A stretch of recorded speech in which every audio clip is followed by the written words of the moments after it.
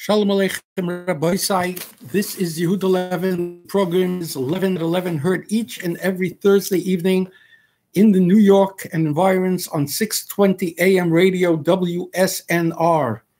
Not only that, but you can hear our programs 24 and 6 on our hotline. Please spread the word. The hotline number is 641 715 3900. Again, get a pen, and we'll try to give this number later in the program as well. Spread it to your friends or your enemies if you want. 641 715 3900. And then you must press extension 247656. Again, the hotline extension is 247656. You can also see this program on our YouTube channel. Become a subscriber. 11, the number YouTube. You go to YouTube and the channel name is Levin, Levin, and the number 11.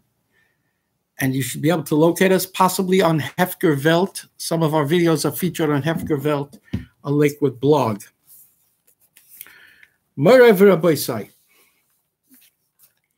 I am your humble host, the harbinger of Hashkafa, the founder and dean of the university to perpetuate the Torah Hashkafa of the Ziknei Hador of yesteryear.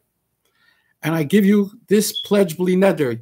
You give me 1/2 hour, and I will give you more insight, more Hashkafa, on a variety of issues than you can get from a year of Agudah Shmuzin conventions, dinners, etc. Frankly, I don't want to be dishonest. I could probably give you more hashkafa than a decade of Agudah's conventions and dinners and feel-goodism.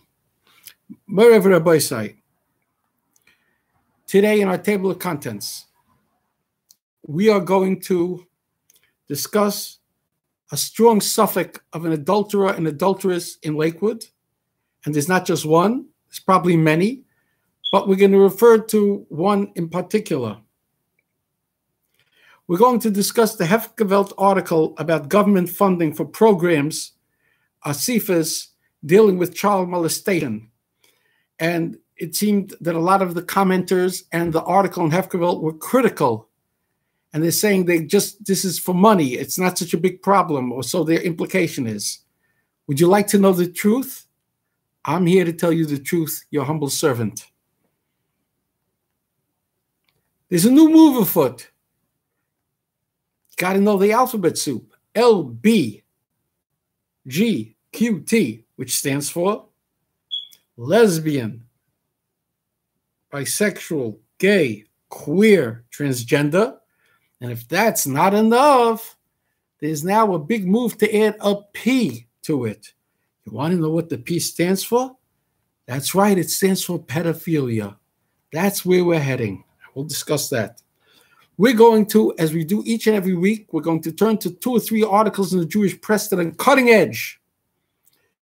They dare to go where no other Frum or Fry newspaper goes.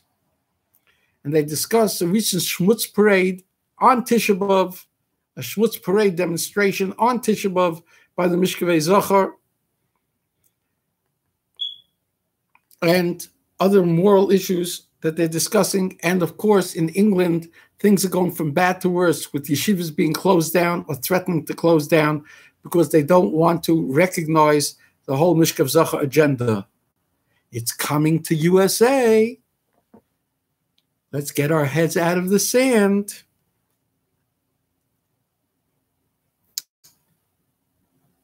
I'd like to offer some solutions to the divorce epidemic, if time permits. And this week, there's a very big competition for Oisvov of the Week awardee. Between Jake Adler, Jeff Loeb, City Councilman Chaim Deutsch, and Kalman Yeager of Brooklyn, New York. And a late entry into this thick competition, a fellow by the name of David Lobel. We'll give you more about that, my Rabbi Sai. And this week, we're going to go back to a time-honored practice of the Dvar Torah and we have a little piece of Torah on Tu Baav. Let's get started. Merev Rabbi Say, in the past few weeks, I discussed a situation of a young man that was browbeaten into an Adam Gadol, a very chashuv person, a head of a bezin, a Rosh Yeshiva, somebody who had to do with kashrus, etc., an Adam Gadol. But he browbeat a fellow who absolutely was not chayav legarsha mitzad ha'ika halacha. And he screamed and yelled at him. And then this woman came and she brought the same toyin that the Rosh Yeshiva had recommended to the Chassan Dinan, who paid him thousands of dollars. I discussed this in the past, and he carried messages of threats from a Gavra de Olam, who will remain nameless, but he certainly wasn't a mouse, which itself is a tremendous corruption. How does your toyin carry kindness of threats of being beaten up from another toyin or another boira? Sickening. But that wasn't enough.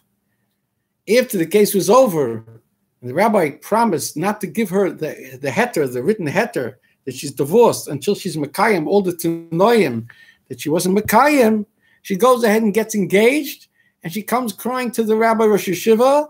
But who does she bring with her? She brings with her the Toyin, the boirer, for the Chassan Dinan, for the other fellow. And he's now persuading his Rebbe to give her the heter with a svara. And we'll discuss this more in the future, because in Mirza Hashem, in a few weeks, I plan to have the principal, that Chassan Dinan, on to discuss it with you. But I just want to be ma'orer right now that this lady and her children and her remarried B'nai Brak husband, they moved to Lakewood.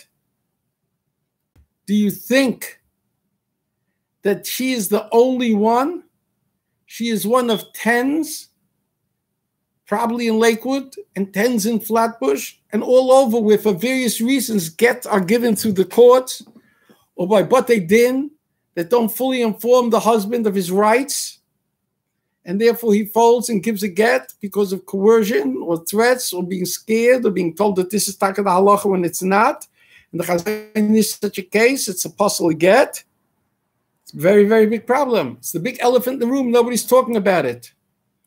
Let's just keep burying our heads in the sand. As long as the Dayanim are being Mekadesh Shem Shemayim, they're doing this so that the Freuen shouldn't go to Arkoyes. They're not doing it for the geld. They're not doing it for the prestige. Rabbi said this is a serious problem. And the problem is going to be such that when a person does a shidduch today, and maybe 20%, I think this is a statistic of 1 out of 5 who are getting married now or getting divorced, there's going to be a serious shaila of all these gittin kalacha. People are going to have to start doing exhaustive research into yichus. You can't assume because a person got a get from the Israeli Rabbanut, forget it. There's such coercion and chazarai going on there, it's impossible. And now they're placing a new law that anybody who comes from Chutz La'aretz can be imprisoned or pressured there, and the Rabbanut will have them be mevatel all the Maidayas, and then they'll say it's a kosher get. A shrek of the Welt, Rabbi say. So what can we do? What can we do to turn around the ever-increasing epidemic, the catastrophe, or as I said in Ivrit, katastrophia, of the ever-increasing divorce epidemic? Let me suggest a few things. Chaim Tov L'Shalom.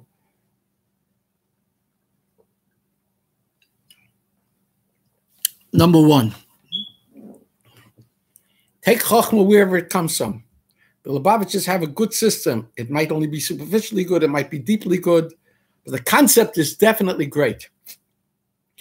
Every new husband and new wife, when they're engaged or whatever, they have to have a mashpia, a male and a female, who will give them guidance in terms of their marriage. They can turn to them when things start to get difficult, when they have questions, to avoid it exacerbating and escalating.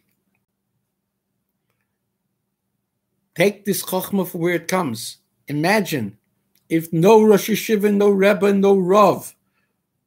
The modern Orthodox, there are Rabbonim, rabbis who will not perform a marriage unless there's a premarital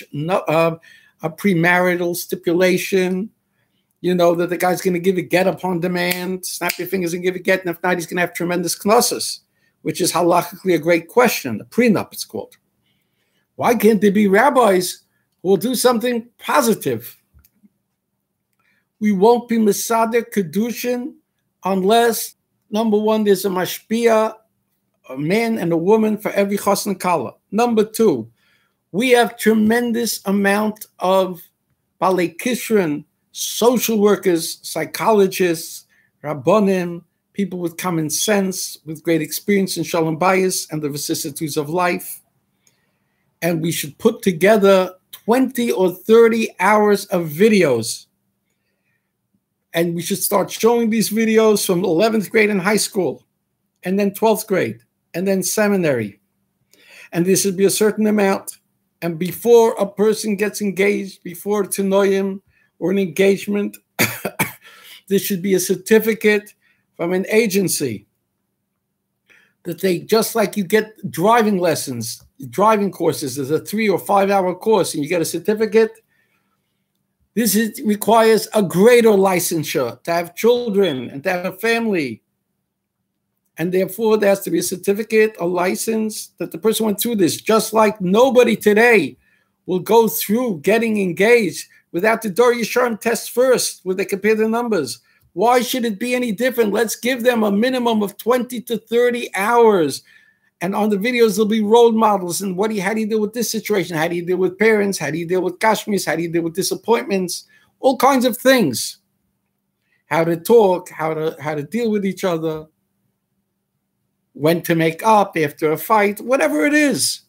Believe me, I have tremendous charata that such a thing wasn't around 30, 40 years ago. But now it's starting to happen, but it has to be ramped up, and it has to happen across the board in the frum community. And all the Rosh Yeshivas and all the Rabbonim and all the Rebbes, etc., should sign on. We will not perform a Kedushin unless they have these two components. They passed, they are licensed, that they passed the video course. And by the way, it wouldn't be so terrible. It's not just like a license, there's a road test permit. There's a road test and there's a permit test. There should be questions and answers they should have to take through. They should have to take some sort of a test to see that they mastered the 30 hours of stuff, and there should be a passing grade. And nobody should get engaged before that. It sounds crazy. You know how many lives it's going to save? You know how many children are going to grow up healthy in marriages? Chachma b'goyim timing. You should know that by the Catholic and by evangelicals, they have these kinds of things going on. Chachma b'goyim timing. It's time for us to do this. Why is it that only Yehuda Levin saying this? Why don't we hear this at the Aguda conventions? I heard recently that Aguda actually started to discuss something. Somebody said he was there. I asked him, so what? What did they suggest? Solutions? He couldn't really tell me. How about that solution? Two things. Nobody performs the Kedushin unless they have the mashpiyas, and it is, unless they have that. And guess what? And even go weiter. There has to be a refresher course, just like they have the Shovivim courses, Irgun Shir Torah, and they have refresher courses for women and for halachas and men. What about the hashkaf of the marriage? It should be every 6 months for the first 3 years of marriage, maybe for 5. They should have to go to these refresher courses. When men see other men there, and women see other women there, the mailis mechazik them, and there should be people on site who they can talk to, and these things should be held regularly. Maybe Rabbi Bald from Irgun Shir Torah, who's done millions of hours of Limud HaTorah, maybe he or somebody else should do this. Maybe Agudas Yisrael, maybe Nishei Agudas Yisrael. I'm begging you. I am your Navi. That means I'm your Shaita, because Nitna Vul Shaitim. I'm your Shaita in this thing. Please, I'm begging you. If everybody does this, there won't be any embarrassment. There won't be a problem with male or female egos to prevent this. It'll be de rigueur. And you know what? Just like we're willing to pay a few $100 if necessary, whatever it is, for the Dor Yesharim tests, ever-increasing genetic tests, we should have to pay to see these videos.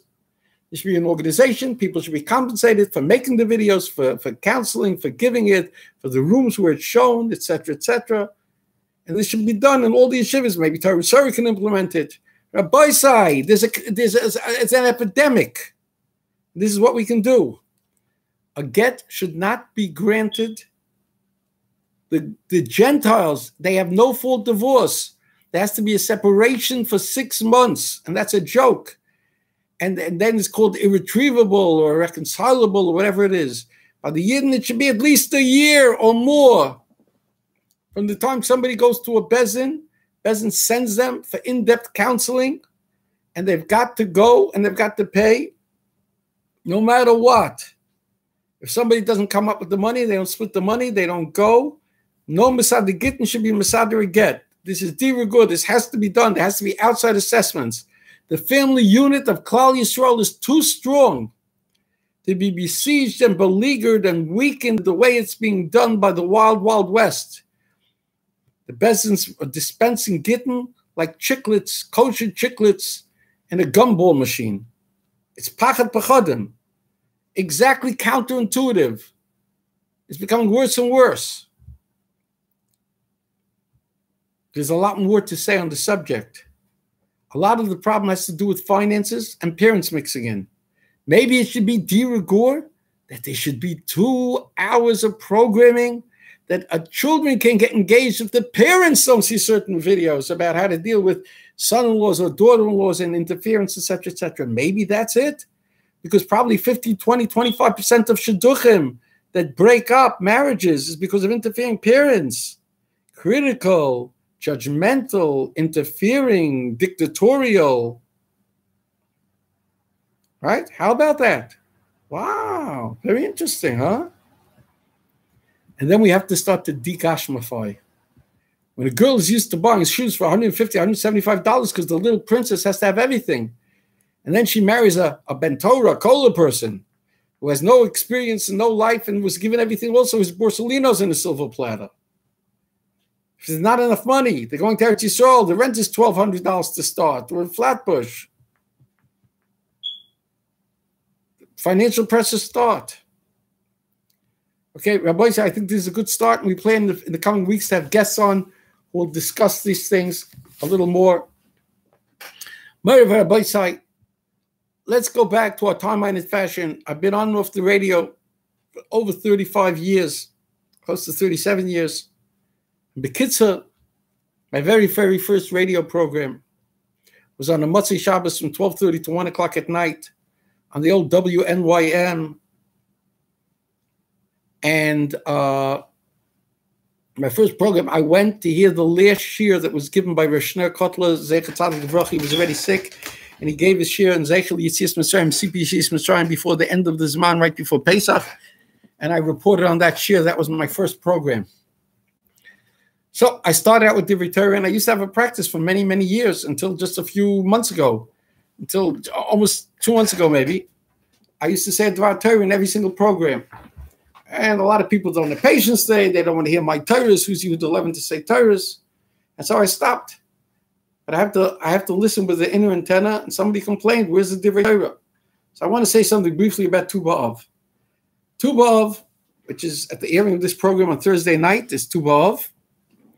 This is the Sadie Hawkins Day. In Britain, there was a Sadie Hawkins Day, goes back 1,000 or more years, where young ladies used to chase after men, and they used to grab the men, they used to do shidduchim. This came from the Gemara. Yom Tovim, Yisrael, Yom Kippurim, and Tu B'Av. Bishlam Yom Kippurim, because it's Kafaras Avonos. What about Tu B'Av? So the Gemara tells us that both on Tu B'Av and on Yom Kippur, the women would borrow white dresses from their friends so that everybody would be equal, and they would go out and form circles in the vineyards, and they would petition the boys, pick me, I'm this, pick me, I'm that, I have money, pick me, I have wisdom, I'm going to be a very good wife, etc., etc., and they would be zavugim. Well, was is Tu B'Av? And what's up is Yom Kippur? Yom Kippur is because Salachti Kedvarecha, because the Swarm tell us that when the men sinned with Chet HaEgel, the women didn't sin, Ki Yadua. So the women didn't want to conjugate with the men. They didn't want to have familiar relations with them. They felt, look what you're doing. You're betraying HaKadosh Baruch Hu with an intermediary, with an Egel. But when Hashem said Salachti Kedvarecha, excuse me, And he gave a command, and all the men folks started to give a lot of money. And because they had to be masakin, the lady said, we don't have to give a lot of money because we never did a sin. So the Torah says, the men increased dramatically more than the women's donations. The Hasidic Torahs, the Gurei Ha'ari, I think, said, the students of the Arizal, I think, said, was quoted by Yisha Chasida on Chumash. He brings down on this pasuk, it means it means biyah, it means conjugation. That Motzi Yom Kippur, after the Slachtik Tzurecha, the men and the women started to conjugate again. So therefore it makes sense that Yom Kippur day was the day of Slachtik Tzurecha. That would be the ideal day for Shidduchim. And that's why the day after Yom Kippur is called in Svarim for hundreds of years Gotznamen. So I was once, B'siyata Dishmaya explained that Gotznamen means, Gotznamen is Yud K. And we know the Chazal, Yud and K, Shechina Shruya B'neihem, Ish and Isha. The Yud of the Ish and the Hey of the Isha is Yud K. So it's God's Nomen because they conjugated. The Yud and the K got back together again. They were disparate. They were separated. They got back together. So that's why the day after Yom Kippur is called Yud K. So that's why Zavukim and Shidduchim is associated with Yom Kippur. What about Tu B'Av? So the Svarim say that Tu B'Av, it says in the Chazal, Arbaim Yom Kodem L'Tzias Vlad, 40 days before a Vlad is created, is conceived, born. A bas kol comes out and it says, bas so-and-so, le-so-and-so. So 40 days before the Yetzias Havlad of Bereshis, of Ma'aseh Bereshis, when was the world created? On the 25th of Elul, because Rosh Hashanah was the 6th day of the creation of man. The first day was the 25th of Elul. 40 days before that, comes out to Tu B'Av. So Tu B'Av is sort of the precondition, the precursor to the zivik of humanity and God, to the creation of the world on 25th of Elul. So that's why Tu B'Av is the day of the original zivik, so to speak. So that's a very auspicious day for Zavukim. That's what the Bnei Saska and many other Svarim say. I'd like to suggest something very quickly. It said in the Pasuk in Eicha, Kori Alai Moyed, Lishma B'churoisai, or whatever. They made an appointed time to beat up on the Jews, to hurt them, to kill them, etc. The Chazal tell us, Kibo Moyed, Kori Alei Moyed, I'm sorry. The Chazal tell us, halachically, that Tisha B'Av is a partial Moyed. We get up after Chatzos, we don't say Tachnun, because of that other Chazal. Mashiach is born on Tisha B'Av. So the very nadir, the depth of Golus, there's also Gula. And that's why in the inner sanctum, we're told, the Kachim Titus came in, he found the two Keruvim involved in an erotic, in a tremendous embrace that was showing Zivug, ultimate Zivug between Kachim and Klal Yisrael. What's Pshat? At the very moment of Golus, with Klal Yisrael and the Keruvim and HaKadosh Baruch Hu was so disparate, so separate, the Keruvim should have been facing in opposite directions. Why were they faced together? So Reb Tzaddik says, because before somebody leaves on a long journey of Golus, Chayav Lkwd Ishta, you have to have a relationship. So Hashem was giving them Chibuk V'Nishuk, so to speak. Then there's another reason the Reb Tzaddik gives, that they never really believed Hashem would destroy the Beis HaMikdash. The moment they saw Hashem was destroying it, they immediately had gaguim, they had deep feelings of fervor. Hashivenu, return to Hashem. Hashivenu Hashem Elecha V'Neshuva. So that's reflected in the inner sanctum, in the yichud of the two kerubim and the tremendous conjugal embrace. So you see at Tisha B'Av, I want to say the Kippur Moyed, we find the Rav Gedal Yeshua says by Avram Avinu, he chased the 5 kings or the 4 kings. He chased them, the ones who had captured Lot. He chased them until dawn. Then Toshas Koichi got weak because Hasidim the Bnei Yisrael to do Avodah Zarah in dawn. It never happened yet. So you see the future, it's transgenerational. The future has an impact on the past in a negative way. The good things are quantifiably better than bad things. So you see there's an intergenerational concept of good stuff, like by Eliyahu Navi,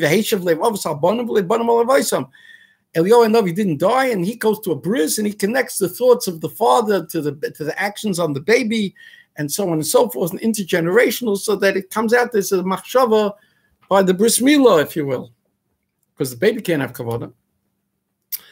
So I want to say that Kibbutz Moyed Kiba Moyed, which has a negative connotation of Moyed to destroy the Jews because of their disparate, this separation from HaKadosh Baruch Hu, the lack of Yahavta L'Recha Kamocha, the lack of Ani Hashem. Like we see in Chazal that the B'churim were doing znus and the women were parading around the clickety heels and they were clicking on the heels and the pressing down and the perfume would come out. They would entice the Bachim. It's Zichar, there was sins. The Beis HaMikdash stands for the Bayis Shel Simcha, the matrimonial house of the ultimate Balai Chasayach, of the ultimate Yichud of Kutsha B'richu and Klal Yisrael. So the pale reflection of that, just like we do by a chuppah, everything that we do is the reflection of the yichud that took place between God, the Chassan, and Klal Yisrael, the Kala at Har Sinai, the 7 times going around, the 7 heavens, Hashem descending, etc., etc. Similarly, this was taking place. This was the Beis Hamikdash. So, therefore, at the moment, despite all of the separations between the separations between man and women and everything else, and the znus and everything else, there was a gewaldige tikkun. Kibom moyed. When Hashem made a moyed, the Moyed was outwardly, manifestly for the destruction of Jews, for going into colors, but the inner meaning and the inner sanctum was already reflected immediately, a conjugation coming together between God and the Jews, and concomitantly also was triggering that there should start to be a coming together of Jew and Jew, of gender and gender. And therefore, 6 days later, on Tu B'Av, where the Zohar says, Sahara b'milua, the moon is full. That's the power of the Jewish people, is when the moon is full. It waxes and wanes. When it wanes, we're shvach, but it waxes again. So that's the the fullness. It's back to the way it was supposed to be. And there's again a kibor moyed.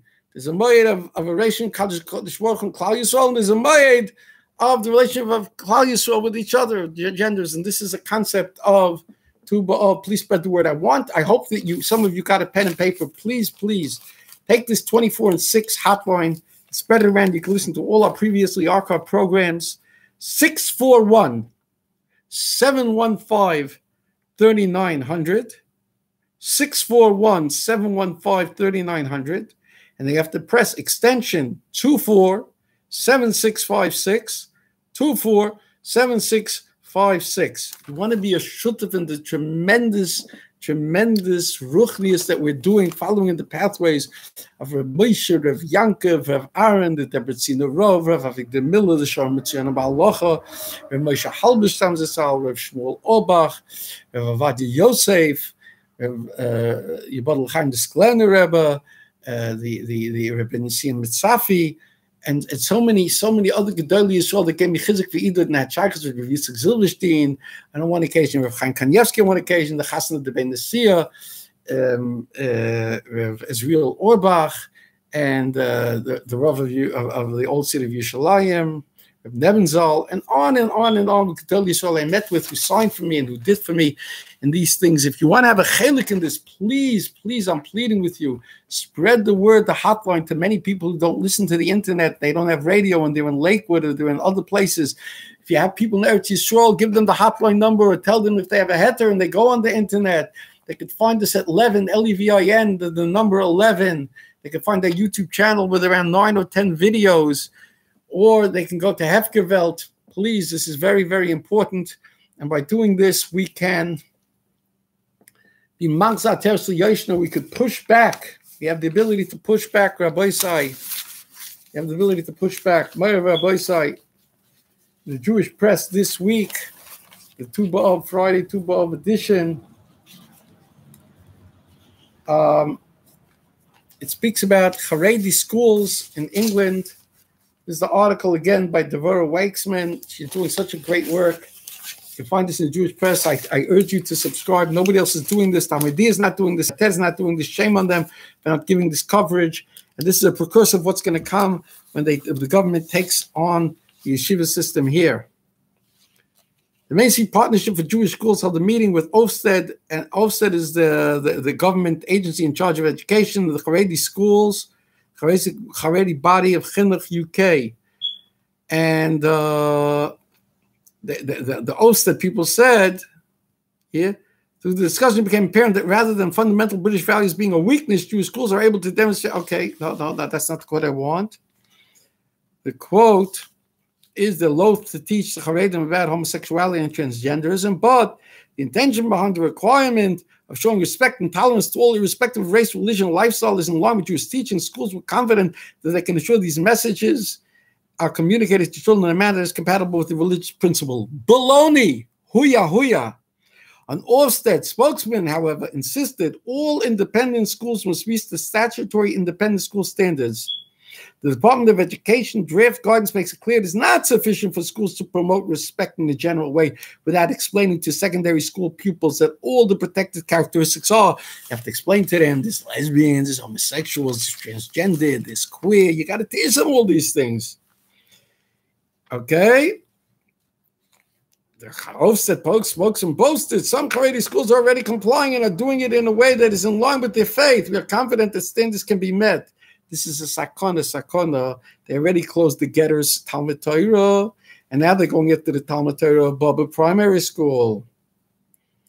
And now there's a new report called the Clark-Woodson Report, which only the secular. They're going to get into the religious education curricula in faith schools and reduce the proportion of pupils admitted on faith criteria in an effort to enforce cross-community integration.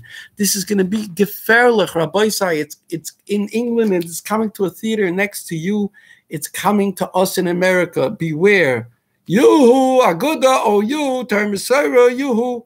We're going to pause now, Rabbi Say, and we're going to be back for part 2 of this exciting program where you get more hashkafa in 1 minute than you get in a year with Agudas Yisrael. Spread the word.